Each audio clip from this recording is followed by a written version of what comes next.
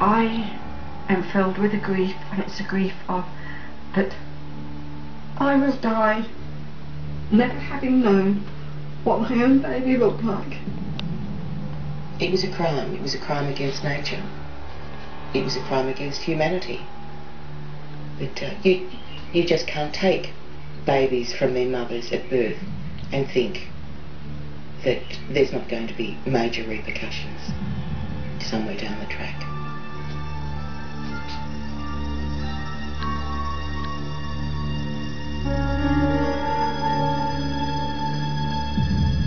We were put into a category less than an animal, where we could desert and abandon our children. And I want people now to think to themselves that we weren't an aberration that was capable of throwing away their children to strangers.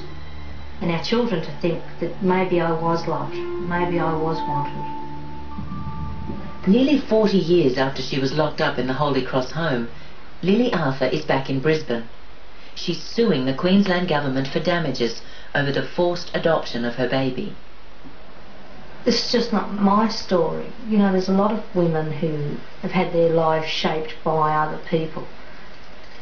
And the court case, in one sense, is me trying to find some hope. Hello Lily, how are you? Other women who've taken legal action have lost their cases because too much time has gone by. Lily's lawyer will try a new strategy, but it will still be very tough to prove what happened decades ago. The really difficult problem we have is the fact that the lady with the Department of Families that influenced you to sign the adoption papers and coerced you is now dead. The hospital has no records. The doctor that delivered your baby can't be found.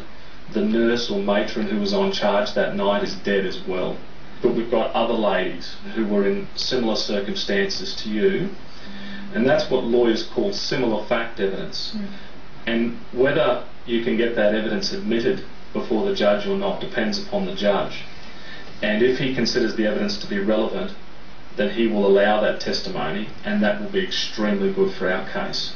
If you win it, it will give hope and entitlements to those women in similar positions to you.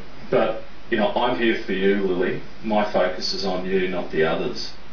At the end of the day, regardless of what happens, it will go down in law books, because there was a lot of crimes committed against me. What happened 30 years ago was a society in a different time, in a different place, and people's attitudes were different. But the law was the same. No, that's true.